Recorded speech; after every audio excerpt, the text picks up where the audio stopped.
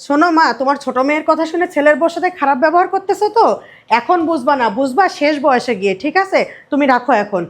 কি ব্যাপার, তুমি আম্মুর সাথে এত চিল্লাপাল্লা করতেছো কি জন্য? আর বলো না, আমার ছোট বোনটার কথা মতন আমার মা আমার ভাই বউটার সাথে এত খারাপ ব্যবহার করে যা বলার মতন না। মানে মাঝে মাঝে লজ্জা লাগে যে আমার মার ব্যবহার এত খারাপ।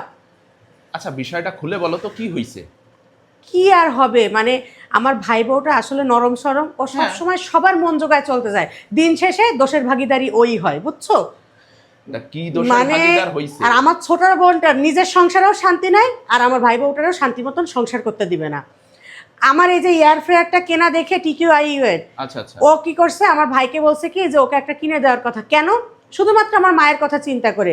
এই যে আমার শাশুড়ি অসুস্থ হওয়ার পর থেকে ডাক্তার তাকে তেল জাতীয় খাবার খেতে নিষেধ করছে, আর আমি এই যে আমার শাশুড়ির জন্য তেল ছাড়া এই যে সব চাইনিজ আইটেম ফাস্টফুড আইটেম বানাই, এইটা দেখে ও ভাবতেছে কি যে ও ওর শাশুড়ির জন্যই এগুলা বানাবে, তাই কিনে আনছে।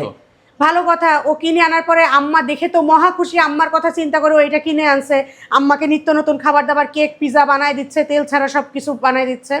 আম্মা খুশি। হঠাৎ গতকালকে আমার ছোট বোন ফোন দিয়ে আমার মাকে বলতেছে কি, তোমার ছেলের বউ এসব উল্টাপাল্টা খরচ করে, সংসারে কোনোদিন উন্নতি মানে এই যে বলছে। আমার মার মাথা গেছে, পুরা ব্রেন ওয়াশ হয়ে গেছে। তারপর থেকে আমার ভাই বউর সাথে খারাপ ব্যবহার করতেছে যে তুমি আমার ছেলের টাকা ধ্বংস করো, তোমার কোনো হিসাব নাই, তুমি সংসার হিসাব করে চলতে পারো না, তোমার জন্য আমার সংসার ধ্বংস হবে।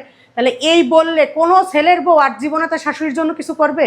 আচ্ছা, তা তুমি তোমার ছোট বোনকে একটু বুঝাই বলতে পারো না? হ্যাঁ, তাল গাছটা তো সবসময় ওরই থাকে, নিজের সংসারে এইগুলা করে সবসময় অশান্তিতে থাকে, আর অন্যের সংসারও অশান্তি রাখে। আর আমাকে কি বলে জানো, কি বলে? আমি নাকি এইগুলা আমার শাশুড়িকে দেখায় দেখায় আদিক্ষেতা করি। মানে ওর সাথে না তর্কে যাওয়া যায় না, গেলে মনে হয় যে ওকে মারি শুধু। মানে তুমি আদিক্ষেতা করো তাই বলছে? হ্যাঁ, মানে আমি এই জন্য ওর সাথে আমি কোনো বিষয় তর্কে জড়াতে চাই না।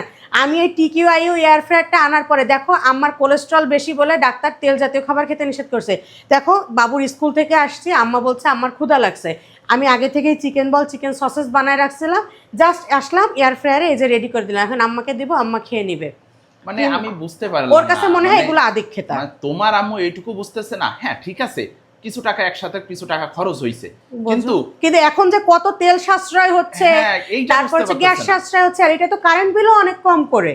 মানে এইটা এইটা মানে তোমার কে আম্মুকে বুঝাবে? কে ছোট বুঝাবে? মেয়ে তার ব্রেন ওয়াশ করলে তার আর মাথা ঠিক থাকে না।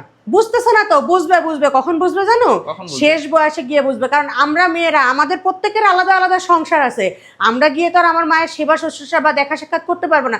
আমরা হয়তো বা মাসে দু একদিন যে ফল টল কিনে দিয়ে আসবো বা দু একটা কাজের মানুষ রেখে দিয়ে আসতে পারবো, কিন্তু এই দেখাশোনা না ছেলের বউই করবে। আর তখন শুধু আফসোস করবে এত খারাপ ব্যবহার করছে ছেলের বউয়ের জন্য সাথে। তবে একটা কথা, মানে